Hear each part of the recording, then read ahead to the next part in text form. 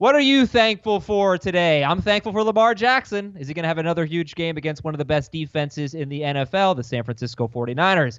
I'm thankful for the Patriots defense. They have been unbelievable, but they'll be tested against Deshaun Watson and the Houston Texans. We are previewing the AFC home games and also giving you a little bit of Thanksgiving football talk. So get ready. FFT starts right now.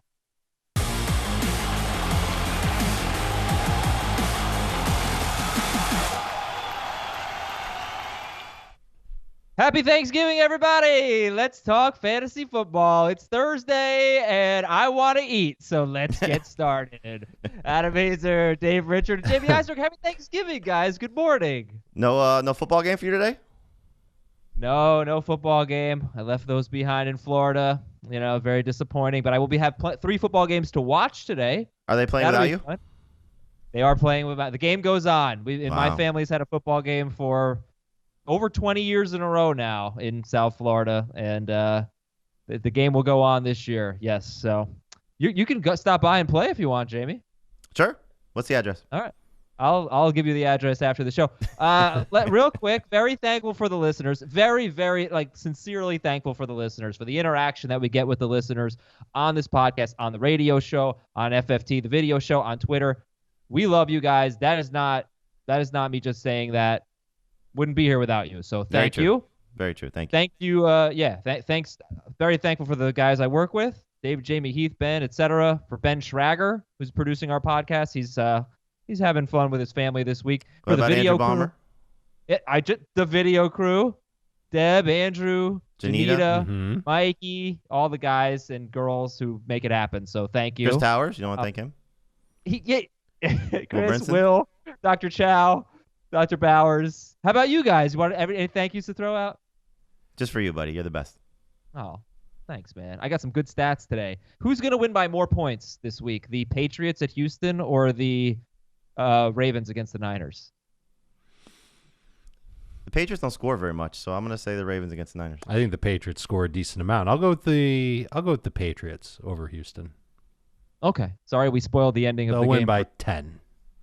All right. Let's get some quick thoughts on Thanksgiving games. We previewed the games extensively yesterday, and I know that when people listen to this show, some of the games are going to be underway or over because it's a weird day. You might be listening to starter sit on Friday or Saturday instead of Thursday. So we'll do this quickly here. You can skip ahead a couple minutes if you need to.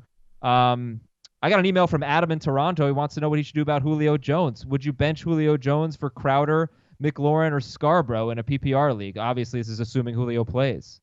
No, I wouldn't do that. I know that Julio's banged up and he hasn't given you what you wanted this year, but there's still potential for a big game. And if it's PPR, it's even easier for him to hit that potential. Well, I'm wondering, though, if his lineup's lock, and that's why he has to make the decision. I think this is if he plays or not, if Julio plays. Oh, okay. Because obviously Julio plays, you're going to play more of those. That's what I think. But you're the lineup's locked before the first game kicks. There's some things that do that, so you just want to play it safe. I mean, look, if we don't get reports that he's guaranteed to play, the Falcons have nothing to play for at this point, so they may decide to sit him. I'd be surprised. The fact that he was able to go through the walkthrough, I think, is a good sign. But what are the names again? Crowder, who else? Crowder, McLaurin, and Scarborough. Yeah. I mean, obviously Scarborough, throw him out. We like Crowder. Yeah, I mean, if you don't hear anything and you're just extremely concerned, then I'd play Crowder. What if you heard a report from NFL Network saying that the Falcons are optimistic about having Julio Jones? Yeah, then you. Well, that's what's out there. Yeah. There's a report from NFL Network saying that he's optimistic about playing. But I think that's the only scenario. If Julio plays, you're playing more of those guys. Even with Lattimore expected to return. In terms of the Thanksgiving, he's got good history, a lot of yards against the Saints. Good. So in terms of the Thanksgiving games, the ones that really get me are the wide receivers in the Dallas-Buffalo game. And I think they're really intriguing. I want to know how you guys feel about them. I mean, we argued with Heath yesterday because he has John Brown in the top 5, which I think is just insane. But wow. Yeah, but look, Brown's been good this year. But Cooper says he's healthy. Cobb and Gallup and Brown. How do you feel about them? I don't have it ranked this way, but I feel the most confident in Randall Cobb and just his role in the offense. I know he won't see Tre'Davious White. And I'm least confident about Amari Cooper because he will see Tre'Davious White, and we've seen now 2 straight weeks where Amari Cooper, he's cutting okay, but he's not separating from his defenders, and he's got good defenders on him. Good cornerbacks have been playing him. So I'm nervous about Amari Cooper. I have Gallup ranked higher, and I like Cobb in DFS. I'm using him in a bunch of my DFS lineups. Yeah, I feel somewhat the same way. It's just Cooper has been very good at home, and we've seen White give up some plays. We've seen, the Buffalo secondary give up some plays even in garbage time. So I think you treat those guys as low-end number 2 receivers in terms of the 2 Dallas guys, just because of how I think the pass rush is going to be a problem for Dak as well. I also think after what Jerry Jones said, that if they do not run the ball as much as they possibly can, he might fire Jason Garrett at halftime, because he said we want to see Zeke in the Salvation Army belt 2 or 3. Yeah. He said you will see him in the Salvation Army belt 2 or 3 times.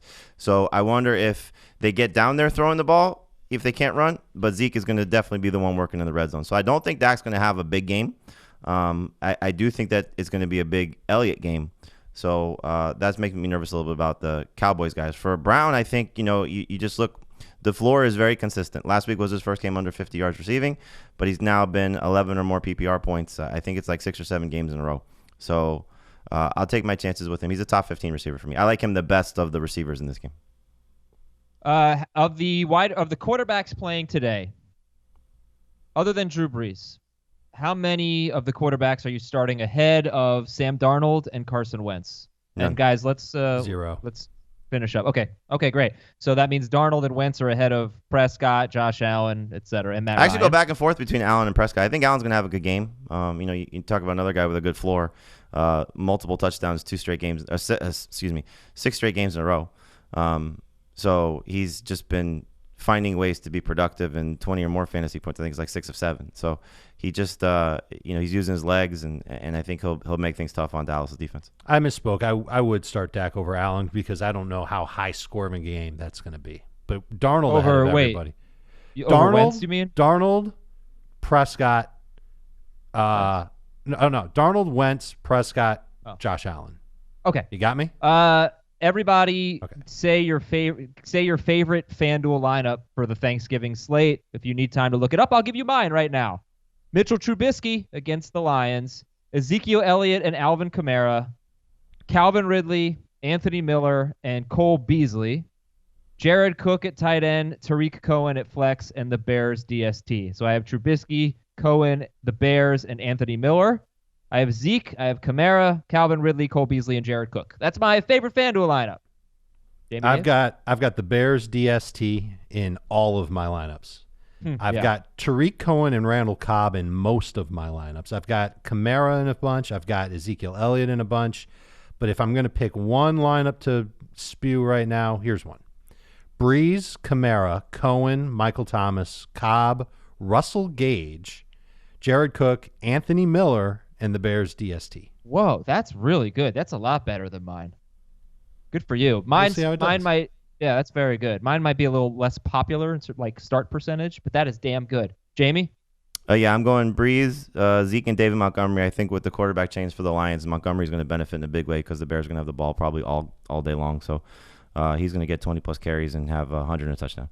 Wow. Michael Thomas, Cole Beasley, and Anthony Miller. And then Jared Cook, Devontae Freeman, and the Bills defense. All right, everybody. Good luck on FanDuel. We're going to talk about David Blau in just a moment. Apple Podcast Review Mailbag is on Saturday. We will do the mailbag. It's actually going to be me and Jamie this week, so send in your questions via Apple Podcast with a nice review. Fantasy Football Today Facebook giveaway is the player you're thankful for. And don't forget, Eye on Fantasy Football Saturday night. If you're traveling, if you didn't have time to listen to the podcast necessarily, if you didn't have time to ask us questions online or whatever, and you need some help, you can call our radio show, Fantasy Football, Eye on Fantasy Football. It's on CBS Sports Radio, 10 p.m. to midnight Eastern on Saturday. You can hear it on Sirius Channel 206. Here are your news and notes. Drew Lock could start for Denver. We don't know yet. And Dave, the Lions need a quarterback, so who are they going to call? Call David Blau. That's his name. That name again is David Blau. Oh my God! What? Why so slow? I'm trying to sync it with you. That was terrible. You want to try again a little faster? No. Yeah, please. No. Don't. David Blau is going to start for Detroit. Running back. Damien Williams, unlikely to play with injured ribs. This is big, guys. LaShawn McCoy, as of last night, was only 68% owned. Darryl Williams, 14% owned. If you look at what they've done in 3 games without Williams, either the 2 games that Williams missed outright and then week 11 when he left early, they've been good all 3 times. They've been worth using. How about this? Ready? Sitting down? I think I'm going to start Darryl Williams over Tevin Coleman in PPR. It's probably a right call. Wow. Well, I don't hate it at first blush. I don't hate it. The touches will probably be the same. I mean, Tevin Coleman just, he maxes out at about 16 total touches. Wouldn't be surprised if Darryl Williams gets Yeah, and he's been getting 2 or 3 catches per game, so at least it's not that big of a catch edge over Williams. It's a little dicey, but it's obvious who's got the better matchup. Well, I'm surprised they're not more owned right now because they have a big opportunity. And well, you got to remember what point of the surprise. season. 10-team league, some people are out of it. They're not going to pick those guys up. Yeah, but if Damien Williams doesn't play, where are you going to rank McCoy and Darryl Williams? Well, what you're looking at is we have it ranked that way now. So I may tweak it a little bit, but they're both flexes for me as of now, because I think you're hoping for it's not going to be like what we saw in their last game against the Chargers where they both score. One probably scores, and so it's trying to guess which one doesn't find the end zone. I would lean McCoy more so than Darryl Williams, but I may move McCoy up a few spots.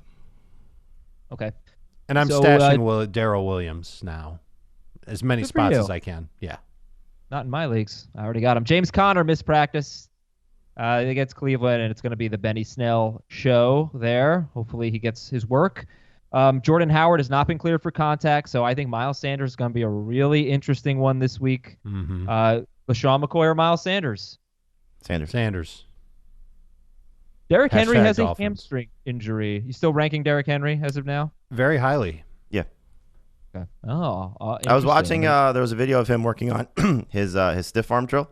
It was actually pretty cool. Like, they just keep moving a helmet different angles, and he was just standing on the sideline like simulating running, and then just kept hitting the helmet. It was pretty cool to watch. Was it a Jaguars helmet? It was actually a Jaguars player. He decided to come to practice, just move his head all around. So Derrick Henry. They put Mariota in a Jaguars uni with a helmet, and they said, "Listen, we need you to be useful. Right. Just stand around Derrick Henry for the next 30 minutes."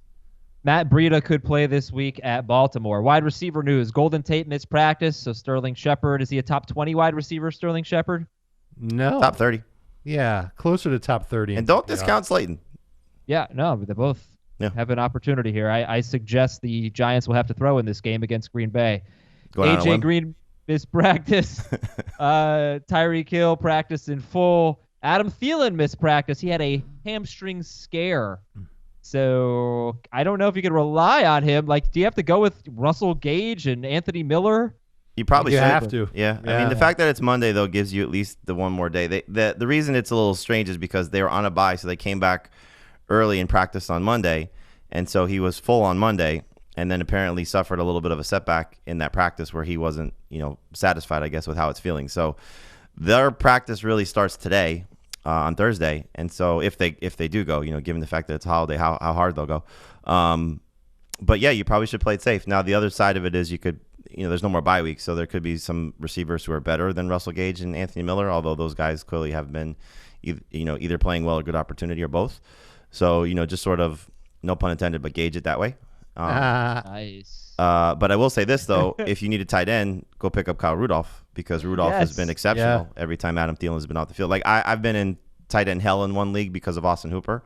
And so I started the week, I picked up Delaney Walker just to hope that he was going to come back. They placed him on IR. I dropped him for Jonnu Smith, and I was like, you know what? When I saw the Thielen news, I dropped Jonnu for Rudolph, and just hopefully Thielen doesn't play for that scenario. Right, and the Seahawks are awful against tight ends, so Rudolph could have a nice game, maybe even with Thielen, but certainly without him, we'd like him more. Julio Jones is a game time decision, but optimistic that he's going to play, as we told you. Juju Smith-Schuster out of the concussion protocol, but now it's the knee injury that he's still dealing with, so it's not looking great for Juju. Mohamed Sanu was limited with an ankle injury, but he and Dorsett both look like they're going to play at Houston on Sunday night. T.Y. Hilton was limited in practice, and we still don't know. Is he in the same boat as Adam Thielen, where you have to start Anthony Miller or something like that ahead of Hilton or Randall Cobb or something? I mean, again, it depends. If you just want to take the guaranteed production of what these guys can give you today, then you probably do that. But if you want to wait it out, look, Hilton is clearly not having a great season, and you have to be worried about him at less than 100%. We saw last week, the snap count he was on. Will they do that again if he's still, fighting through this? So every report I read seemed to be more optimistic that he was able to get in a limited practice. So I guess that's a good sign that he's going to play. But, you're still talking about a guy, you mentioned this time and time again, Adam, 54 yards a game is what he's averaging. Right. And he's extremely touchdown dependent on a team that is clearly run heavy. And Alshon Jeffrey and Nelson Aguilar look like they're going to play, and Taylor Gabriel is out at Detroit today, and that's why I keep bringing up Anthony Miller.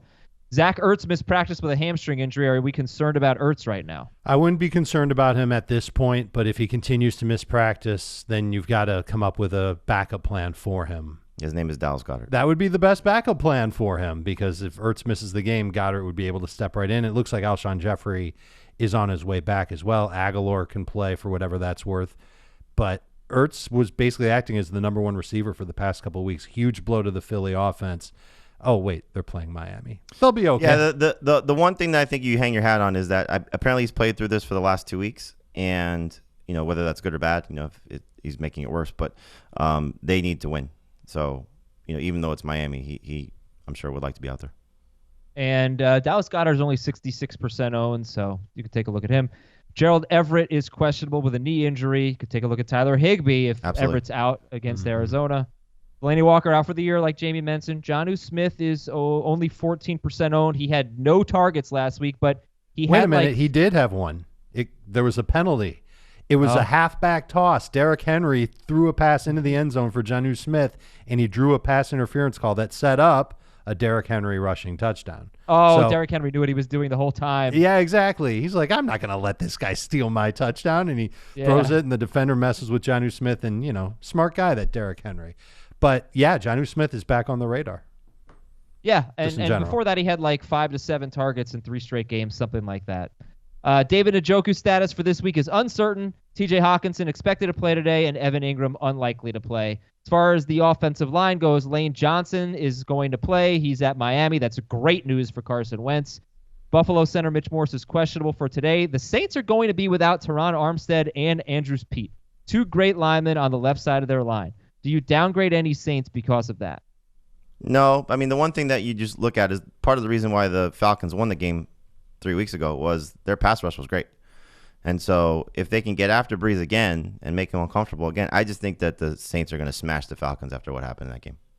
Yeah, I'm a tad worried about the offensive line issue for New Orleans, but it's probably not enough to warrant sitting any of their key guys. The Patriots have the flu. I'm going to change it. Sit Michael Thomas. He's not good. The Patriots have the flu, so that, hopefully they get better by Sunday. Marshawn Lattimore is probably looking good to play. Jadeveon Clowney could be back this week. Miles Jack may not play for the Jaguars, who have the worst run defense in football. They won't miss him. The Texans could get Bradley Roby back this week. He's a cornerback that's going to make their secondary perhaps even better. They've gotten healthy recently. And the Chargers are going to be without Michael Davis. He's suspended 2 games. He's a starting cornerback. He's already missed 2 games this year. In those 2 games, Kenny Golladay had 117 yards and a touchdown. DeAndre Hopkins had a bad game, but Kenny Stills had 89 yards. It's hard to say, but he's a starting cornerback for one of the best secondaries in terms of at least fantasy points to wide receivers in the NFL. All right, let's get James some back, right? Stats to know. Are they getting him back this week, Derwin James? That's expectation. Oh, well, that's pretty big. Okay. Just one thing in the Zach Ertz conversation. And if Evan Ingram and Red Ellison are out, Caden Smith had 5 catches last week, and now he's facing a team that really stinks against tight ends. So if you are stuck there, that could be something too. Are we talking about that game today? No, tomorrow. Okay. We were talking about 7 or 8 AFC home games. There are actually 9 of them because there are 3 NFC home games today on Thanksgiving, and we'll save Cleveland and Pittsburgh for tomorrow. We'll see what else we can get to. All right, here we go. Stats to know. Let's get into starter sit. The Patriots. 7.82 fantasy points per game allowed to quarterbacks. 7.82 to quarterbacks. It's amazing. The best in the NFL. I went back and looked at the last 5 years. They're 3.5 points better than any other team. the weird thing is that the Niners actually allow fewer passing yards per game, but the Patriots are giving up they've given up 4 passing touchdowns all year, and they have I think 20 interceptions or something. So it's the best secondary in football. It's insane. And Deshaun Watson, you guys were actually a little higher on Watson than I thought you'd be. I don't remember off the top of my head. Deshaun Watson. I've got him 6th. Yeah. Jamie, you take top 10? 13th. 13th, Wow. 6th. And I feel like that's too high. Nervous. We saw him 2 games ago struggle against a tough defense. I mean, it's going to be the same thing. He's going to struggle. It's just a matter of who you like. I had a question this morning. I did a little Ask FFT this morning. Nick Foles or Deshaun Watson, and it made me pause. I mean, Foles has got a much better matchup. Wouldn't be surprised if he's better. I can't. I mean, do it, and you look last week. Watson played well, 22 points. I mean, I think he'll be 18 to 20. I can't see him getting much higher than that because every quarterback stinks against this team, and he's had his struggles against them as well. I think he runs a bunch, and I think in the end with a healthy receiving core, which he didn't have quite the last time he played against them, it was week 1 of last year. I think he throws a lot, I think he runs a lot, and I think he falls into good production. Next stat to know, Jimmy Garoppolo facing Baltimore on the road this week. In 5 games with Emmanuel Sanders, he is averaging 8.34 yards per attempt. That is just terrific. Mm-hmm. He's on pace for 4,500 yards and 42 touchdowns. It's nice when you play Arizona. Yeah, it is. He is a sit this week, so I'm not even going to make it a starter sit, but it's just something to know. Garoppolo, great numbers with Sanders this year. Well, he's got at Baltimore this week, at New Orleans next week. So let's see what those numbers look like after those games. Sure. All right, here's a good one. I don't know. I think this one's going to fall. 14 straight running backs with 15 or more carries against the Bengals have had either 91 rushing yards or a touchdown. I guess Le'Veon can get the touchdown. I don't know that he's getting 91 yards. I don't think he's had 70 yards rushing all year. But but he can get over 100 total yards. He can. That's a piece of cake. I just love that stat. 14 straight running backs with 15 or more carries have had either 91 rushing yards or a touchdown against the Bengals. All right, this one's amazing. The Jaguars have the worst run defense in football. They are giving up 5.62 yards per carry to running backs, the highest in the NFL. I love Ronald Jones this week. Do you, though? Because, yes. I feel like it's a trap. Like, Phillip Lindsay had a great matchup last week, and, Devin Singletary's had some great matchups. They haven't had huge games. The Jaguars are so bad against the run. They're so bad against the run. Now, he's not going to go for, 150. He's not going to have the Derrick Henry game, but he can go for 80 and a touchdown. He had what would have been a 97-yard touchdown run called back early last week. And the offensive line, now that it's healthy, seems to be blocking a little bit better for him. And he had that 1 week where he had the big game, 100 yards, 8 catches, touchdown. Everybody remembers that. And then the week after that, when Bruce Arians called him a work in progress, his playing time went way down. It bounced back. They had a franchise low rushing attempts. Yeah, right. And so now I think he's got a good opportunity in a game that they should have a lead in to carry the ball and do it well. And now Arians is talking about Ronald Jones like he's so close to breaking one. We can feel it. Everybody wants him to get it. So I share your excitement for him. I think he's a top 15 running back this week. Yeah, I'm top 12. I would start him over Gurley. I'd start him over Barkley. I'd start him over Lindsey. Yeah. I'd start him over – I guess you get the point. I mean, Gurley's playing Arizona, so I can't quite do that. And I can't bring Barkley to go behind Ronald Jones against Green Bay, but I do like him a lot. I'm with you on Lindsey. All right, I'm going to give you a great stat on Josh Jacobs. And if you think that they are going to get blown out, why you should be maybe a little hesitant to start Josh Jacobs at Kansas City because the weather is going to be under 40 degrees, and it's bad when it's under 50 degrees for Derek Carr. We're going to take a quick 65 break. Degrees from. I thought it was 50. 65? The stat I had was 50. Wasn't he 2-8 in games under 65 degrees? The stat I had last week was under 55? 50. Yeah.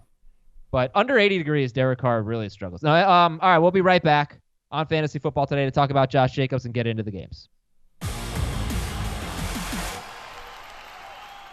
So Josh Jacobs, right? Yeah, Josh Jacobs has been involved in 4 blowout losses, and he has scored 9, 4, 13, and 3 fantasy points in non-PPR, and 9, 4, 16, and 4 fantasy points in PPR.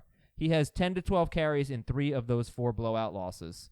So not good. I was a little... Dave, you're the low guy on Josh Jacobs, actually. I think you have him 14th in non, 18th in PPR, but Dave and Heath have him as a top 12 guy. Yeah, well, I'm worried about the workload that he's going to get. Right. So do you guys think it'll be a lopsided win? I do. The Chiefs? I do, but I think, part of the way that game unfolded the first time these two teams met was when Jacobs left the game with a shoulder injury because they were hanging with the Chiefs because you can run on the Chiefs. So that's what they're going to try and do. Okay. I'm still going to start Josh Jacobs. I'm not benching. All right, then. Start, sit, or flex at best. Tyrell Williams at Kansas City. Sit. Flex at best. Kansas City running backs against Oakland. I guess we already answered that. Yeah, flex. Would you start them over Tyrell Williams? Yes. Yes. Okay. Yes. Sammy Watkins in this game. Sammy Watkins in any game. Sit. Flex at best. Jamison Crowder at Cincinnati.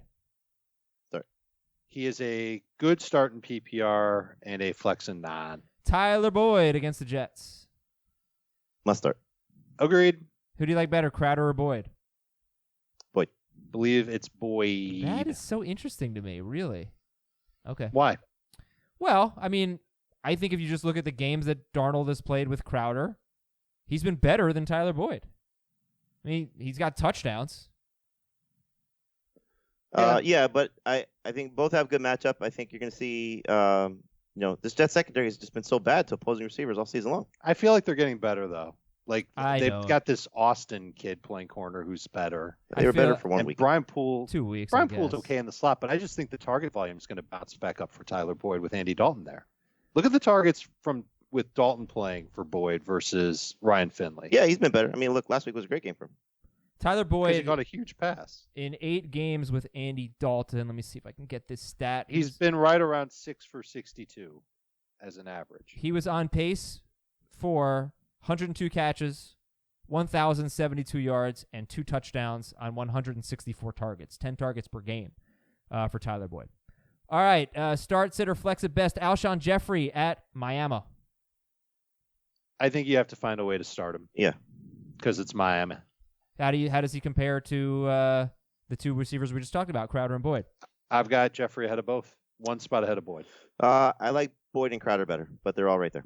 Okay, and then finally, Miles Sanders at Miami. I would start him as a number 2 running back. Must start.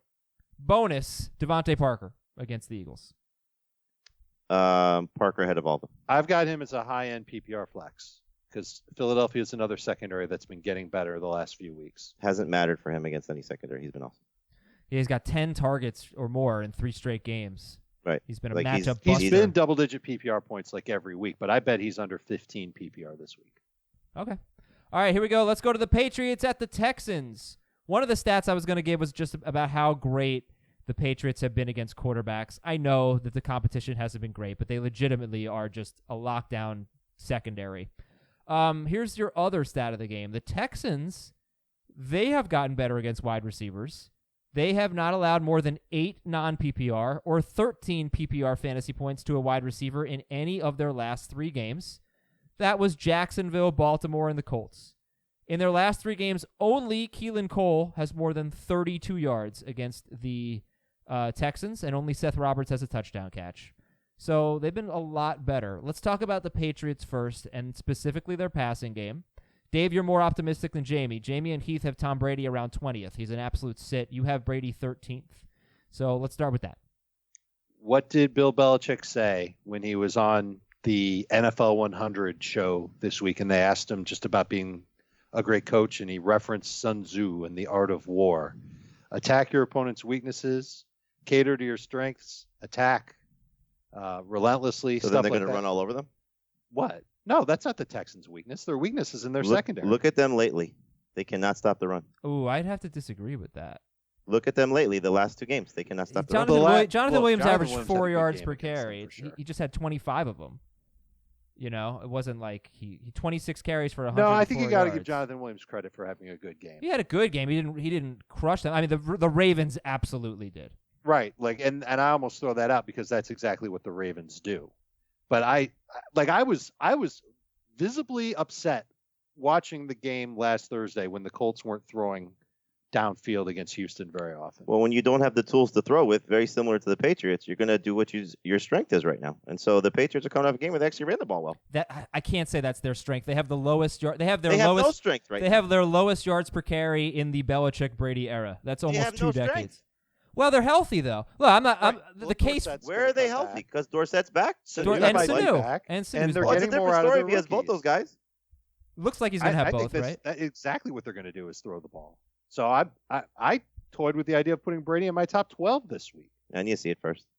I'd much rather start Darnold and Tannehill and Foles and Dalton over Tom Brady right now. Yeah, well, I agree with you on half of those guys. Darnold, Tannehill, I'm in. I'll take the other guys with the easier matchups that have actually played better aside from Darnold, but he has a better matchup. Oh, yeah. Look, I mean, I don't want to sit here and make it sound like we're in love with Tom Brady or Davis. He's got him 13th, so you should probably try to get away from Tom Brady. But I guess the question is really more about the wide receivers. And other than Edelman, are you starting any of them? No. I think I need to know if Sanu's healthy or not. Because if Sanu's playing, I think he's an okay flex in PPR. And if he's not, then I think Jacoby Myers is an okay flex in PPR. Okay. And Dorsett in non-PPR would be a lower, like a number 4 wide receiver. And just to, make this simple, you guys are sitting the Patriots running backs. They're all outside the top 24. Even James White in PPR, he's like 30th. So just not involved right now. It would surprise me one bit if he ended up having a sizable role. I know last week we got the fooled you game.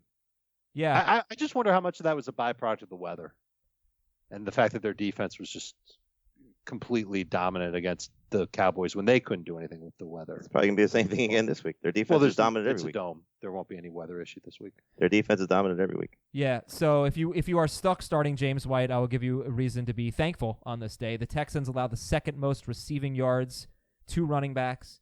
7 running backs have had 5 or more catches against the Texans. 8 running backs have had 40 or more receiving yards. And Mark Ingram caught 2 touchdowns.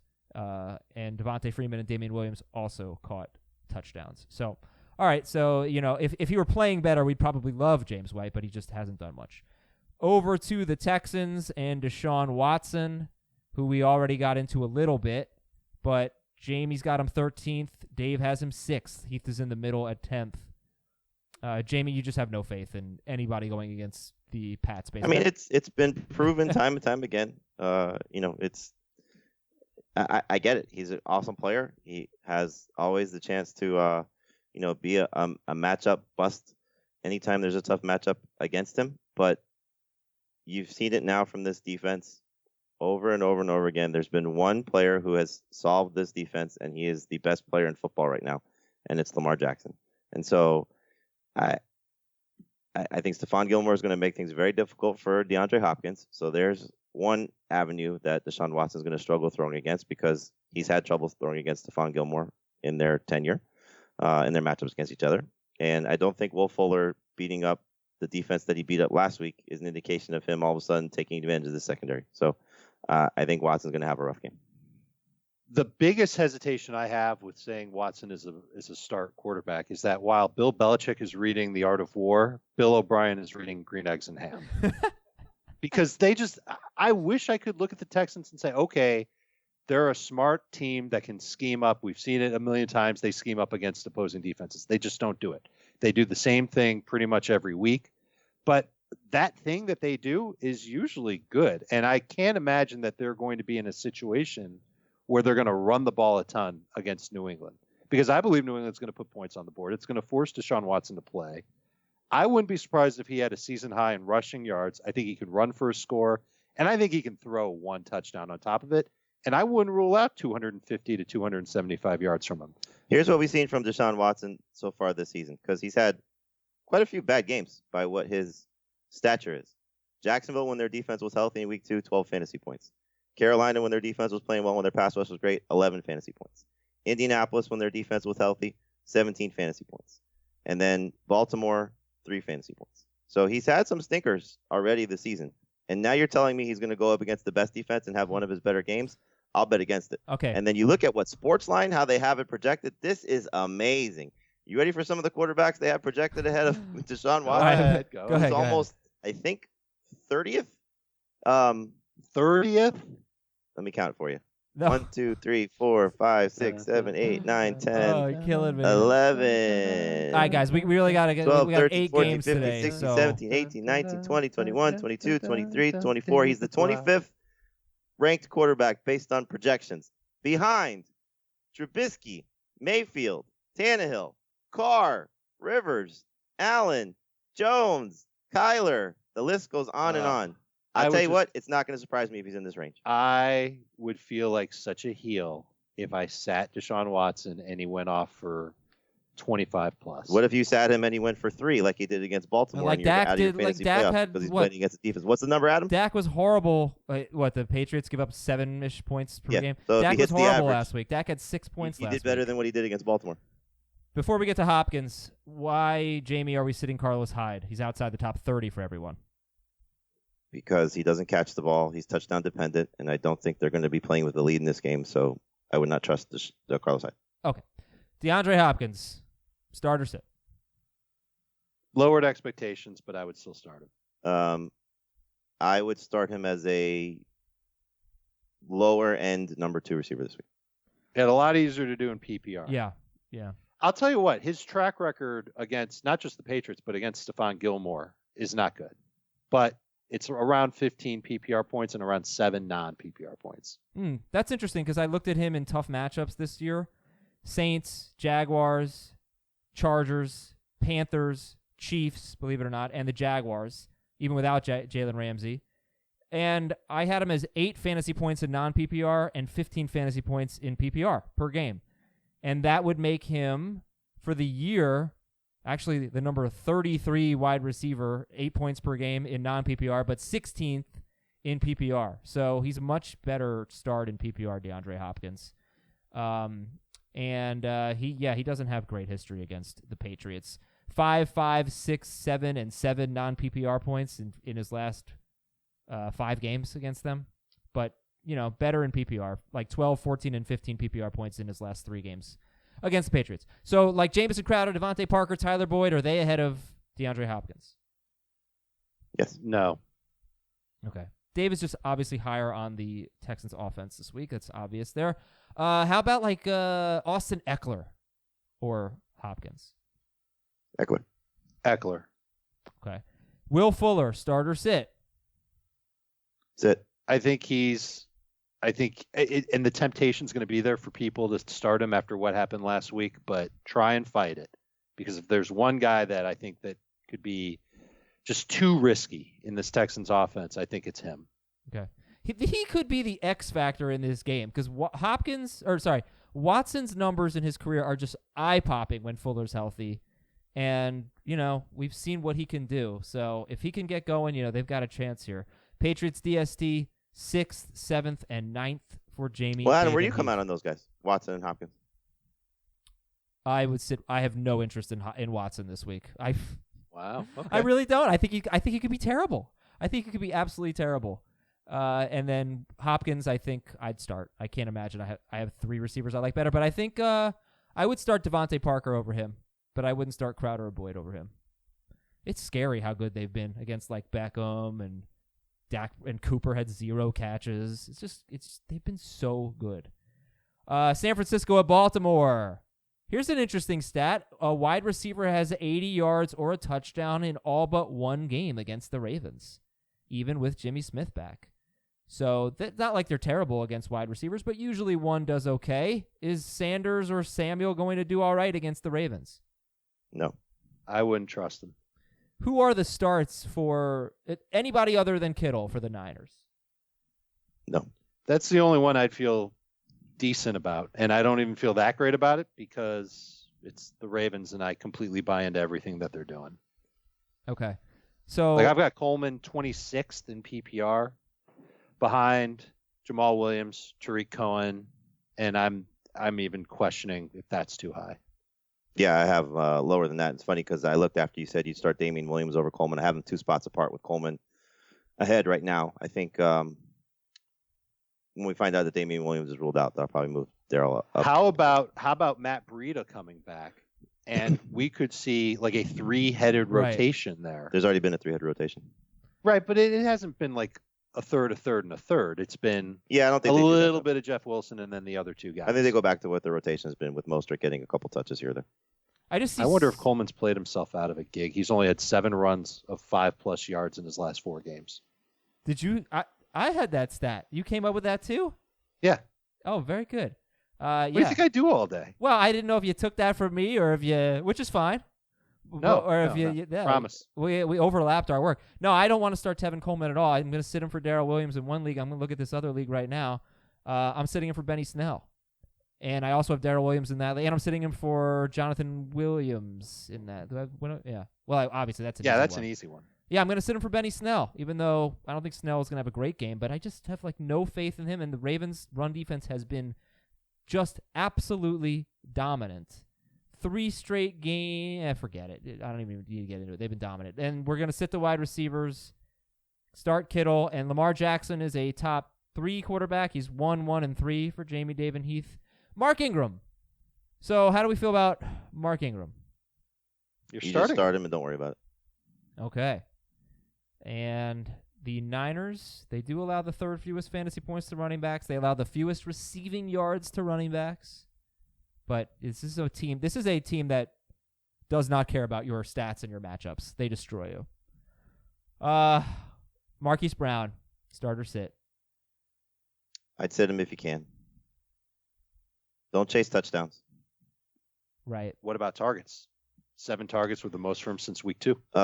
It was the most for him for week 2. This is a tougher secondary that he's facing, tougher defense that he's facing.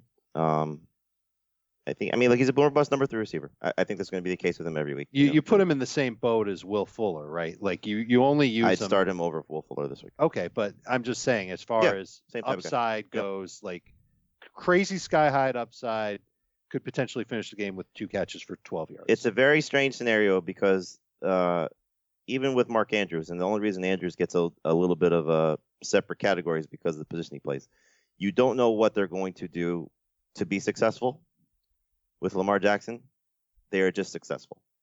So like we saw last week, Willie Snead had the 2 touchdowns. Andrews did nothing. Right. Marquise Brown had 2 touchdowns.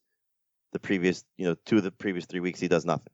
So there's no rhyme or reason to why. Like, when Tom Brady's good, Julian Edelman's playing well. When Deshaun Watson's playing well, it's the receivers are going off. With Mahomes, it's Kelsey and Tyreek Hill. With Lamar Jackson, it's just he's doing everything himself.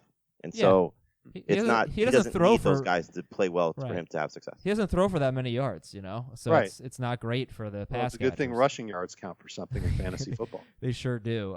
Would you start Tevin Coleman or Marquise Brown? Not PPR. I think you could go with Brown. I would probably just take my chances with Brown with the upside play. Like Tevin Coleman, you're basically saying he has to score, and he scored once, and it was the easiest touchdown you could find last week. Right. Yeah, I mean, you're right. It's almost like a crapshoot. Brown could have a huge game. I'm not even sure the matchups matter. It's just I'm not. You're right. I'm not waiting for. I'm putting Darryl Williams. Let's do it. Yeah. All right. The Niners against tight ends. They give up the 2nd fewest fantasy points to tight ends. They haven't really been tested. There's only been 1 tight end who's had more than 5 targets against the Niners. That was Jacob Hollister, and he had 8 catches, 62 yards, and a touchdown.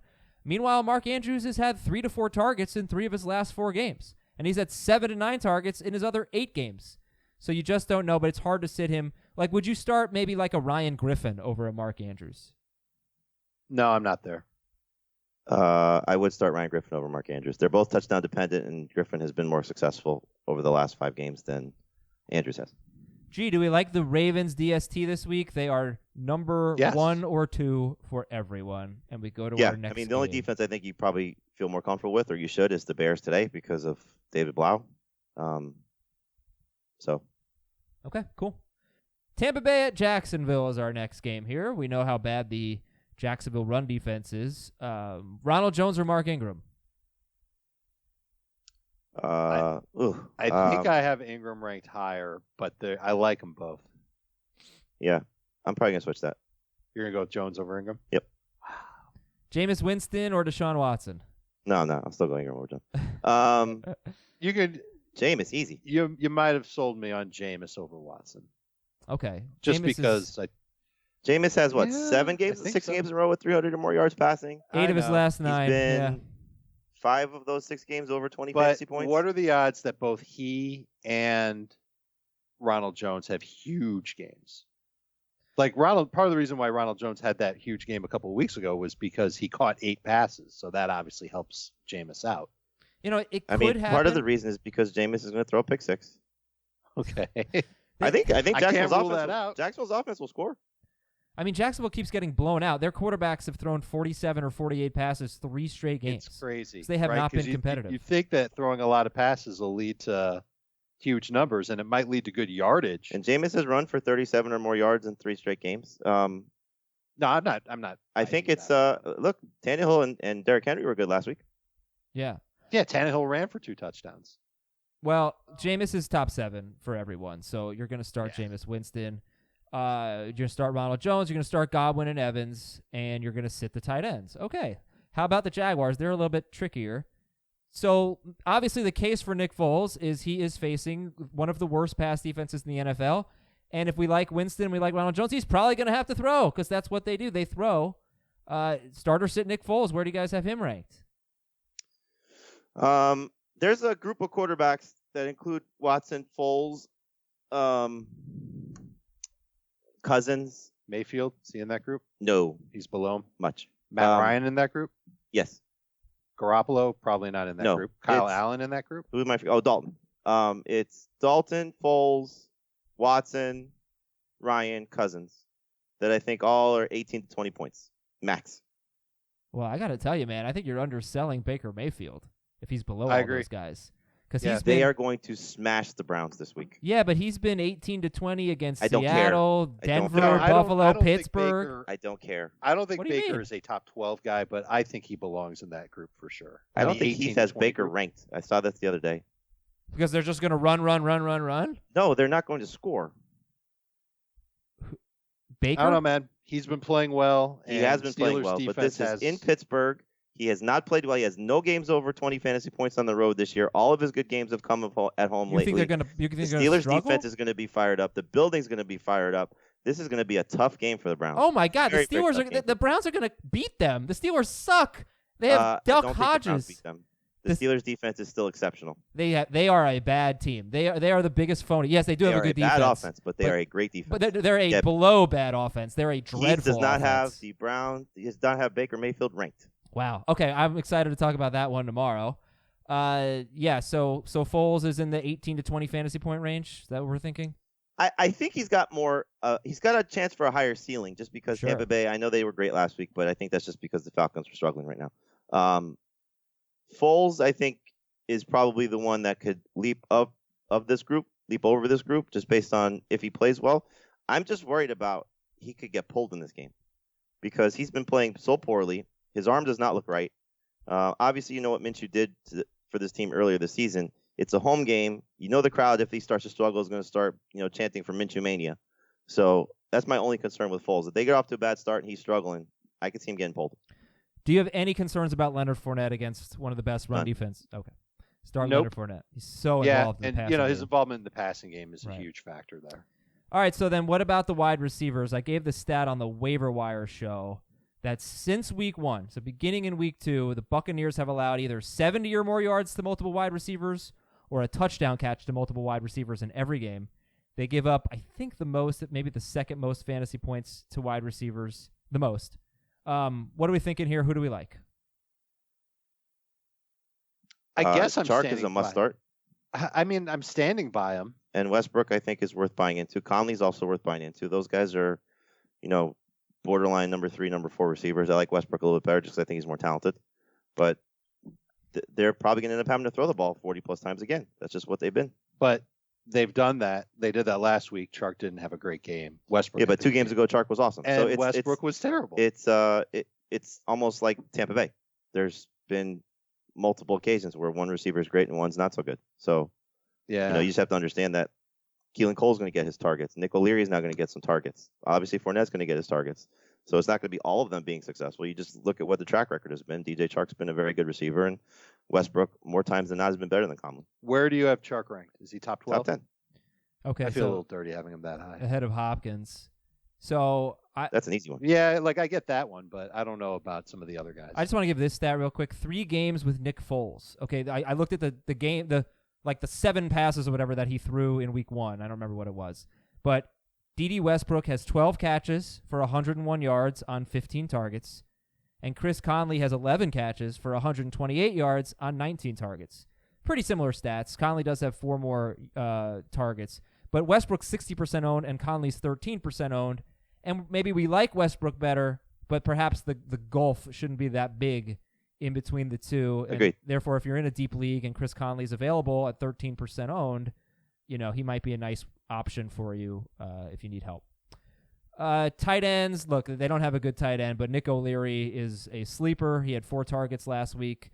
The Bucs have given up 6 tight ends have caught a touchdown against the Bucs, and most of them have had a lot of targets, but whatever. I'm not going to sit here and say start Nick O'Leary, but he's a name to know.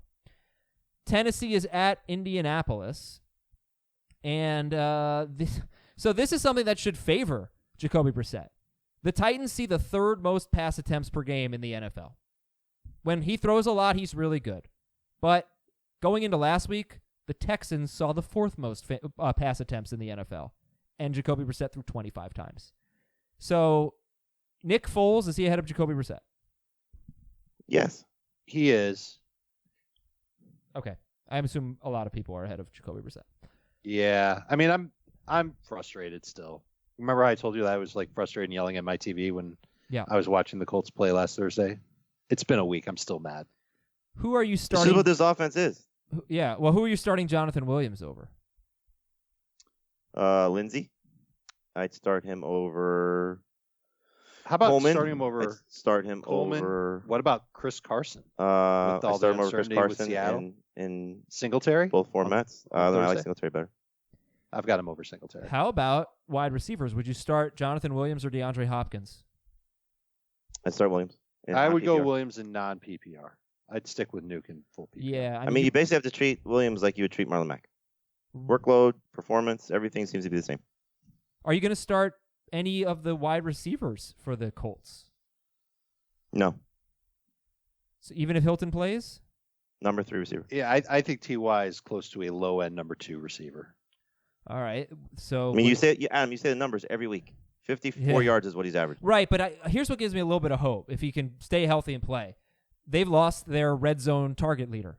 They've lost their touchdown guy in Eric Ebron. He could score. So he not only could he score, I think he could obviously score, but he also could be standing on the sideline for half the game because of what we saw last week. I know, it sucks. I think like I you have said, to start. If he's healthy, right now he's not healthy. I think I'm going to have to start Randall Cobb or like Anthony Miller or something over him. Although I might just wait maybe I'll start Brandon Cooks. But it's either going to be I have Cobb, I have Brandon Cooks, and I have T.Y. Hilton for one spot. With Cobb, you may get a practice report before they play. With Miller, you're not going to. I don't have Miller, actually. Well, you'd have to pick him up off the waiver wire. It's gonna be T.Y. Hilton versus Randall Cobb. I'm gonna have to make that decision today. Is it PPR? It's non-PPR. I mean, I'd go with T.Y. It's always better to be safe if he's not going to play or be limited. Damn it, I hate and Randall Cobb has been better than T.Y. Hilton. It's not like you're just saying, I'm going to pick player X off the waiver wire who hasn't shown me anything. Randall Cobb has shown you plenty in the last 3 weeks. Yeah. He may have more targets in the last 3 weeks than T.Y. Hilton has in his last 5 games. Okay, well, sorry, I don't want to make this about me. Let's go. Jack Doyle. So how much do you like Jack Doyle this week? He's top 12. Starter. Yeah, okay. Top 12, low-end starter. Start him over like Greg Olsen? Yes. No. No, yes, no, okay. He's close. If Zach Ertz plays, would you play Jack Doyle or Dallas Goedert? Goedert. Doyle. All right. Well, they're all going to be in the same range, but you can definitely go with Jack Doyle, and he might be good rest of the season. You never know.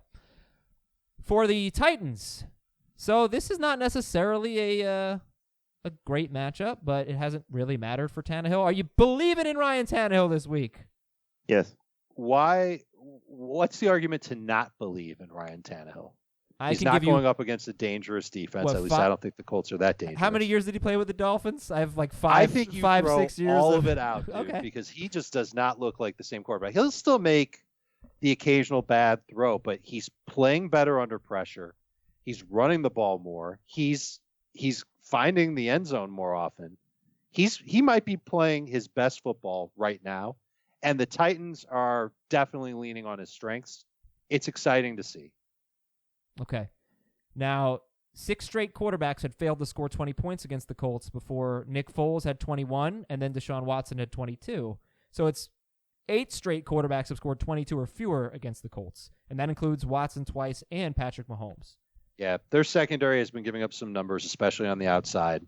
That's good news for A.J. Brown, and maybe it's good news for Corey Davis. We'll see if that matters. But right. You know where this offense is going to go. They're going to lean on Derrick Henry, and then this is really where Ryan Tannehill has been great. The play action and the bootleg stuff where he runs outside, easy to find throws for him. It's the secret to the success that he's having. Okay, I'm going to give you a sneaky bust that will be started in 100% of leagues, and his name is Derrick Henry. He has had several tough matchups this year, and he has not done well in pretty much in like all of them, really. 3 out of 4 like really tough matchups. Anyway, the Colts in their last 9 games, they have not allowed more than 10 fantasy points in non-PPR or 12 fantasy points in PPR to any running back other than Jalen Samuels. So that is 9 games of being very good against the run. But you're starting Derrick Henry. I could see him struggling, but I still think you're looking at a floor of probably 60 to 80 yards rushing, 60 to 75 yards rushing, and I think he still scores. He had 82 yards rushing and a touchdown against them. Yeah, they actually were really bad against the. They were bad against the run back then. They were like an easy matchup. Since their bye week, they've been such a good defense. They got Darius Leonard back, and that probably has helped them out. But I would caution they took on the Texans. They don't have a great run game. The Jaguars, Leonard Fournette had only 8 carries in that game. The Dolphins, they don't have a good run game.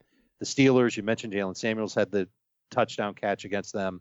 They didn't play with James Conner in that Samuels game. didn't score in that game. Nah, he had the 13 catches in that game. And then Denver they didn't have a good rushing average, but Royce Freeman found the end zone. All right, let's see. Let's see what happens. I think they've taken on a lot of softer run games, and that's probably the reason why that stat is what it is. Okay, that's a good call. A.J. Brown. You like him this week? He's 44% owned. Good sleeper. I'm putting him in that same high upside bin as Marquise Brown and Will Fuller. Yeah, probably a little ahead of them. Yep. He just doesn't get a lot of targets. That's the problem. Would you start him over T.Y. Hilton, A.J. Brown or T.Y. Hilton? I've got Hilton ahead right now. Right now I'd start Hilton, but it's could be closer if he continues to be limited in practice.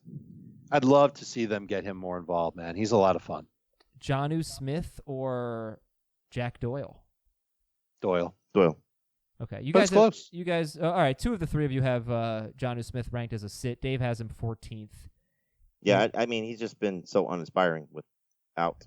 It's almost like when Tannehill came back the first couple games, he looked really good with Tannehill, and then he's just disappeared as you've seen A.J. Brown come to life. Tajay Sharp's had a couple good games. Corey Davis here or there. It's just inconsistent. They spread the ball around a lot, and they don't throw the ball a ton. So it's kind of a problem. That's why you can't be more excited about A.J. Brown. All right, let's see if we can knock out these last 3 games in about 10 or 15 minutes.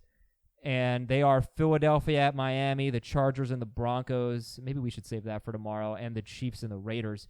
Philly, Miami, 12 out of 15 wide receivers with 6 or more targets against the Dolphins have 76 yards or a touchdown. So Alshon Jeffrey is someone that we certainly like this week.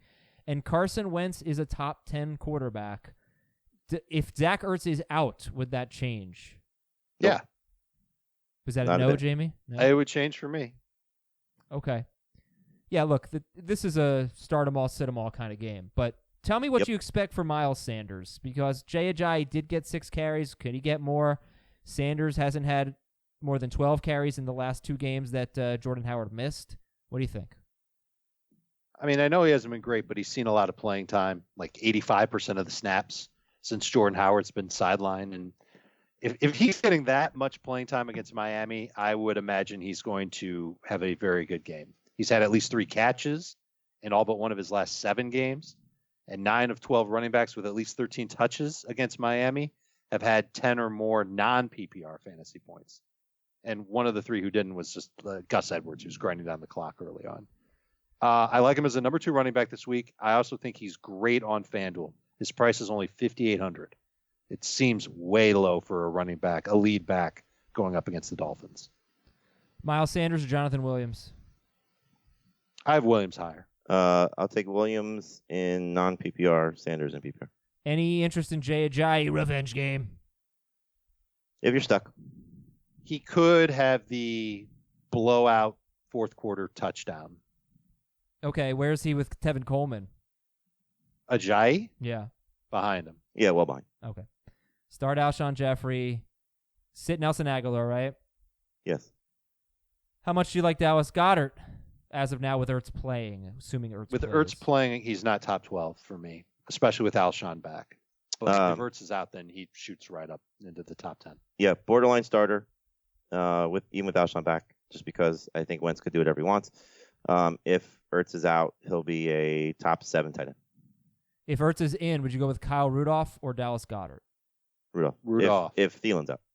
If Thielen's in, I'll take Goddard. Okay.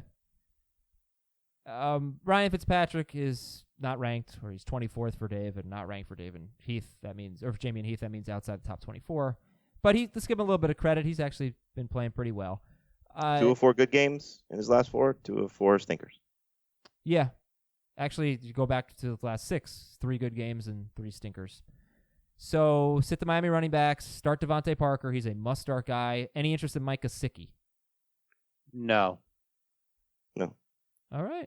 Eagles DST, 3rd for Jamie, 4th for Dave, 11th for Heath. They've been great 3 of their last 4 games, and the Dolphins give up the most points to DSTs. I think that they're the DST to pick up and use the rest of the season. Yes. Potential league-winning DST. I've been shouting that out for the last... For weeks. You have. Well, really since Monday, but yeah, I think the week before as well. So I hope everybody... They're like almost universally owned now, so you're welcome. Happy Thanksgiving to me. You're thankful. The Chargers at the Broncos. No, I'm sorry. That was such a terrible joke. It sounded so bad. That was a joke? It was awful. Okay. Chargers at the Broncos. And this is kind of a tricky game here. Like, Phillip Lindsay's tricky. Keenan Allen does not have good history. You know what? You know what I'm going to do? I'm going to skip this game. I'm going to put it tomorrow so we can talk about it earlier in the show. So the last game we'll do today is Chiefs and Raiders. And is there anything tricky about this game here? Oh my gosh! Wait, we didn't do Jets and Bengals yet. Nope, we haven't done that. All right, let's do Jets and Bengals, and then we'll do Chiefs and Raiders. Okay.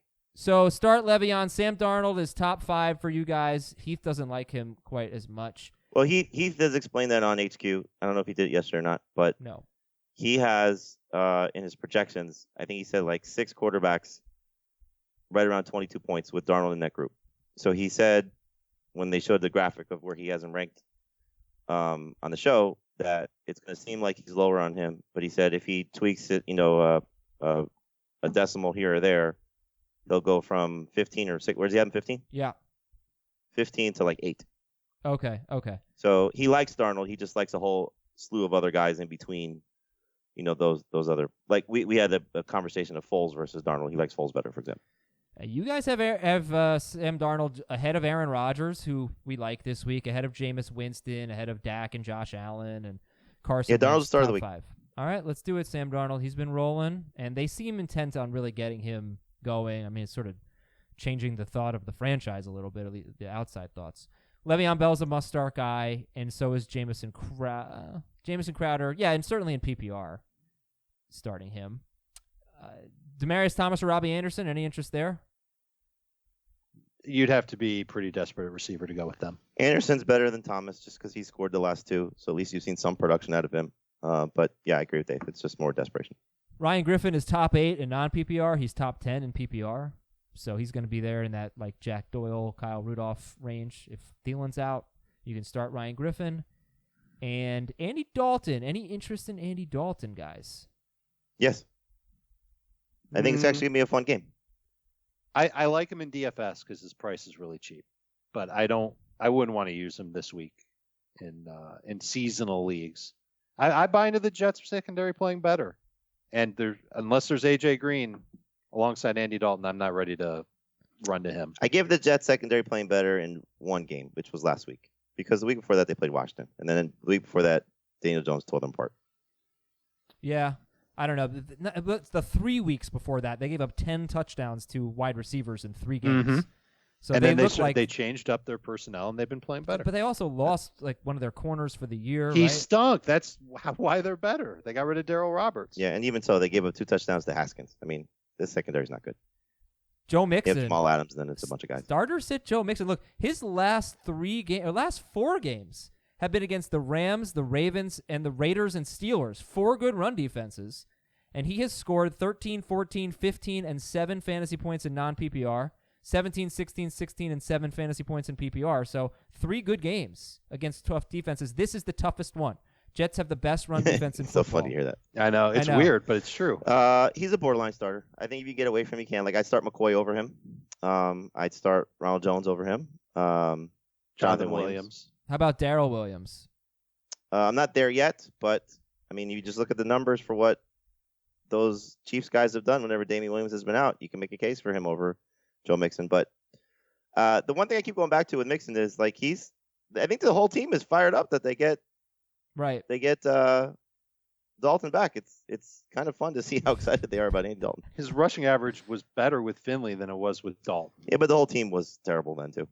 Not that they've been better since. But yeah, I'm maybe I look like a sucker after this, but I'm buying into this Jets run defense. You should. They're very good. Yeah, you 2.6 yards per carry, and just 2 10-point non-PPR just 2 10-point non-PPR performances to opposing running backs, and they just got done containing Josh Jacobs, Saquon Barkley over their last few games. Yeah, it's not an inspiring start for Joe Mixon. Certainly, Tyler Boyd and Jamison Crowder would be better options than him, right? Sure, especially in PPR. What about Auden Tate or Alex Erickson or Robbie Anderson over Joe Mixon? No. Okay. Sit Tyler Eifert, Jets DST. Dave likes him a lot. Got him 2nd, Jamie 9th, Heath 20th. All right, our last game is Oakland at Kansas City. The Jets also, if they're still available, they get the Dolphins next week too. Yeah. So not just the Eagles with the recent stretch. Jets too. So Oakland and Kansas City, as far as the Chiefs go, I think we've talked enough about their running backs. Mahomes, Tyreek Hill, Travis Kelce, you're starting. Sammy Watkins or Tyrell Williams, who's a better option in this game? Watkins. Tyrell. I'm done. I don't like either one of them, but I'm done trusting Sammy Watkins in my lineup. Yeah, Watkins in PPR has actually not been awful. I probably would take Tyrell in non-PPR, but Watkins in PPR. All right, we know it's difficult to succeed in Arrowhead, so is Tyrell Williams like a top 30 wide receiver or no? No, outside of it. Yeah, barely a top 30. All right, so sit Carr, start Jacobs, and we talked a lot about Jacobs earlier. So if you missed that, please check the time codes and go to the start, sit, or flex it. Go to the stats to know part. It's about 25 minutes in or something like that. And we talked a lot about Josh Jacobs in this matchup. Do you have any interest in Jalen Richard? He's had 43 or more receiving yards in 3 of his last 4 games. So if this is going to be a Raiders blowout loss, he will probably see a decent amount of playing time. And I can't put it past him having 7 or 8 PPR points. If you're desperate at running back in a PPR league, you could go with Richard. Darren Waller is top 8 in non-PPR, top 6 in PPR. Yeah, with Renfro not playing, I think that Waller gets his target share back. Yeah, he certainly stands to benefit. And the Chiefs' defense, I think maybe you guys are a touch low on them. They're 15th and 16th for all of you. So yeah, you might be right. You don't have to. You don't have to. There's enough great ones this week: Packers, Jets, Eagles, whatever. But you don't. I wouldn't be surprised. I think that's a good DFS play. The Chiefs DST. All right, guys. Have a great Thanksgiving. We're gonna have another show on Friday. Looking forward to it. Miss you guys. Thankful for you. You don't miss us. Nah, I don't. It felt like you the right miss your thing to football say. game with your family. I miss my family, and I miss my football game, and I miss warm weather. If weather. we played in that game, we'd try and pulverize you every time you had the ball. Well, for Acer to be like when I play basketball with him, I just beat the crap out of him. Right. Yeah, he would back me down. It didn't go well. All right, everybody. I play a bully ball with Adam when we play basketball. Have a great Thanksgiving. Talk to you Friday. Thanksgiving.